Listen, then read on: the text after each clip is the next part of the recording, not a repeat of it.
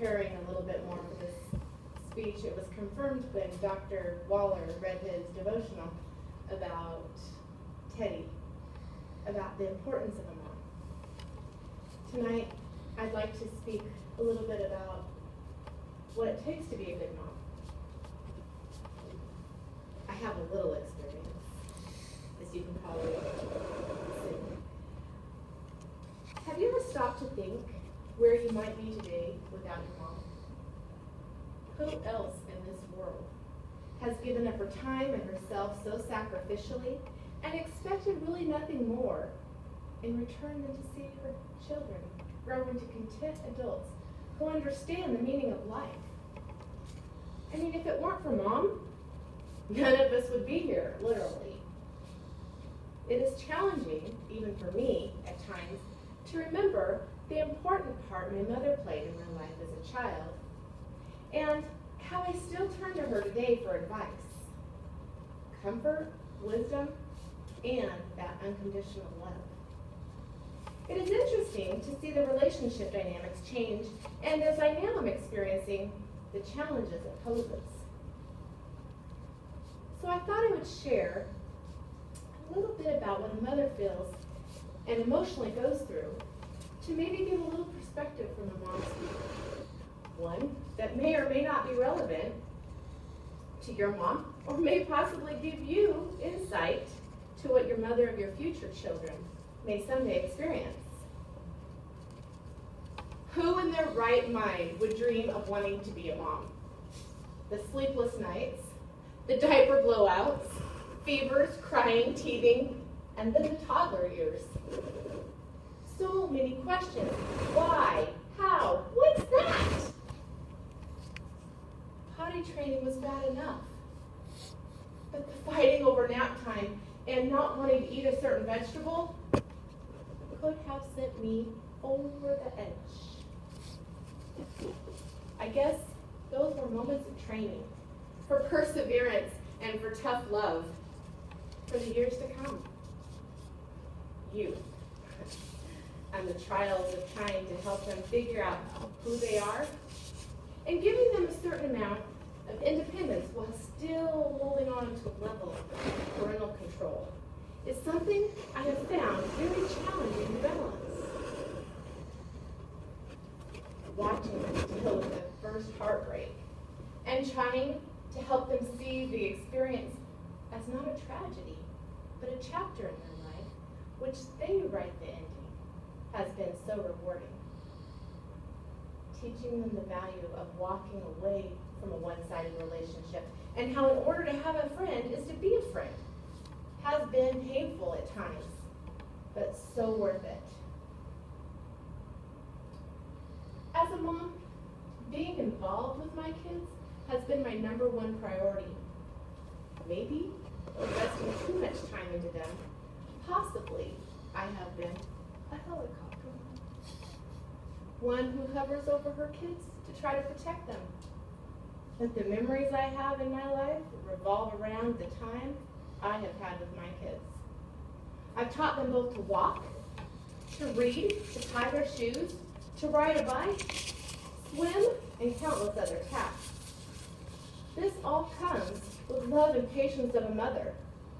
Am I saying that dads don't participate in these activities or this role?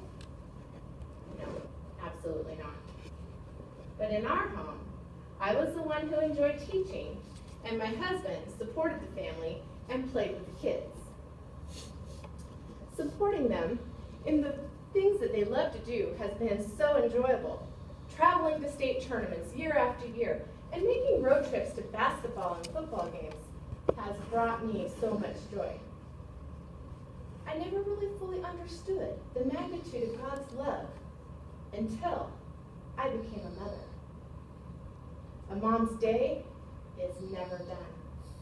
She sleeps because she has to, not because there's time for it.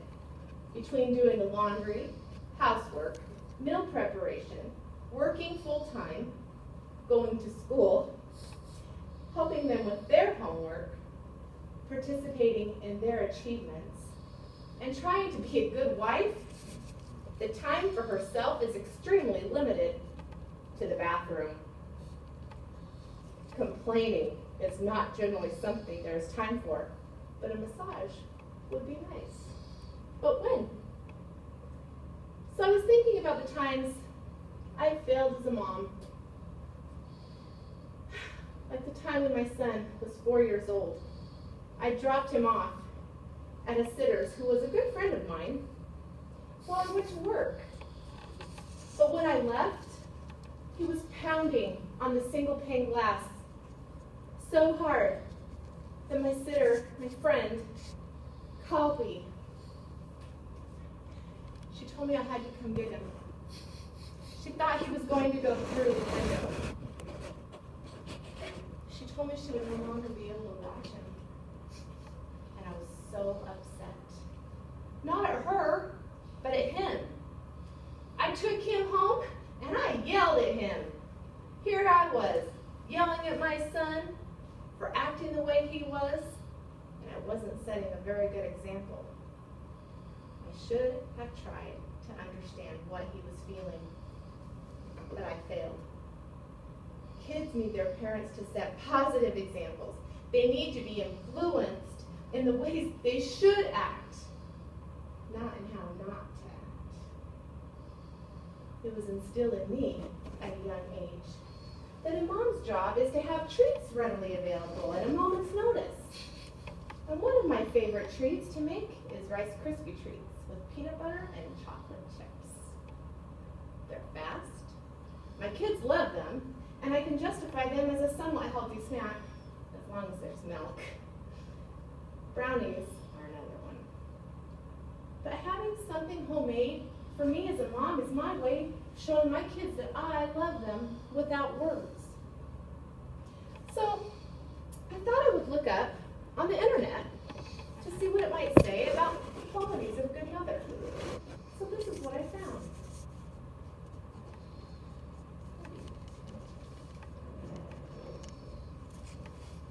A mom will always be here for her children, even when they are grown. A mom thinks about her children long after they have flown the nest, supports her children's dreams even when they seem impossible, loves her children in a way they will never understand until they have their own, defend her children against the world. A mom will take a bullet, catch a hand grenade, and step in front of a train and ask God to take her instead of her child. A mom will always go the extra mile when it comes to her children. Cupcakes for the baseball or basketball team, or helping build a birdhouse. Fix scraped knees, kiss away tears, try to mend broken hearts. Love her children even when they hurt and neglect her. A mom will love her children to the moon and back, and more. They love with an unconditional love, much like God does. We may not approve of what they do or who they see, but our love is constant. Sounds like a pretty amazing kind of love. Something that I don't know that I can fulfill completely. So I was curious, what do my kids think? So I asked my son. He had a group of 15 to 16-year-old boys, and they were hanging out in my family room, playing video games and laughing. So I asked them all. The response I got from them was quite different. Jesse says, I want a good cook, someone to tuck me in at night, make sure I'm okay at all times, and makes Rice Krispie treats. I think I could probably handle that. The suggestions on their list were much more achievable on a daily basis and somewhat simple.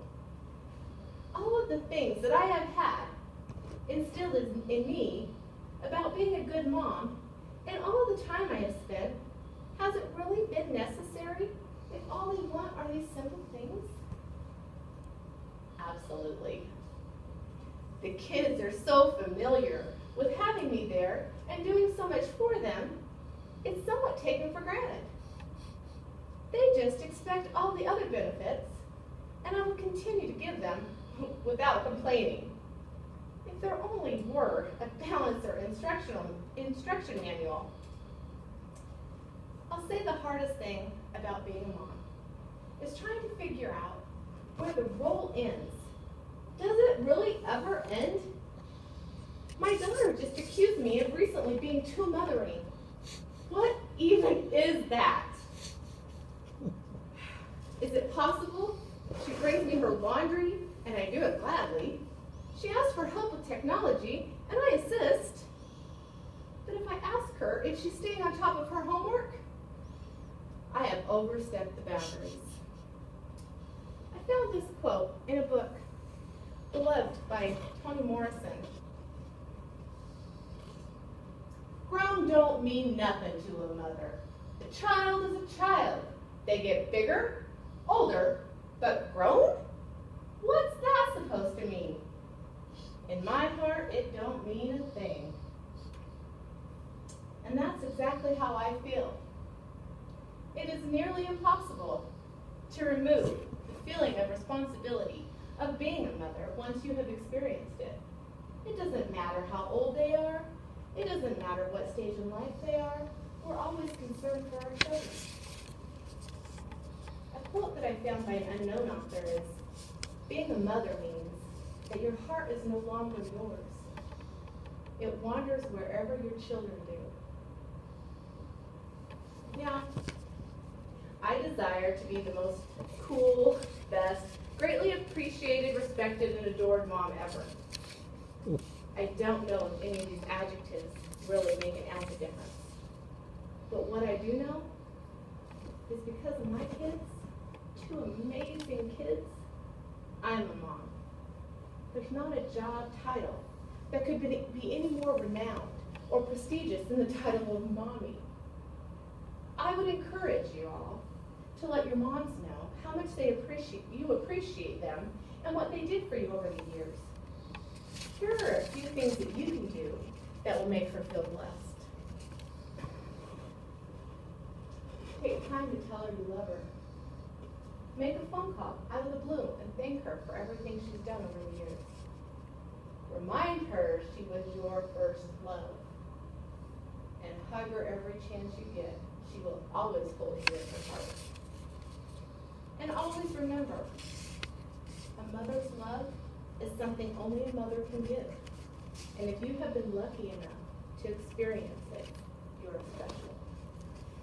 Now go on, call your mom.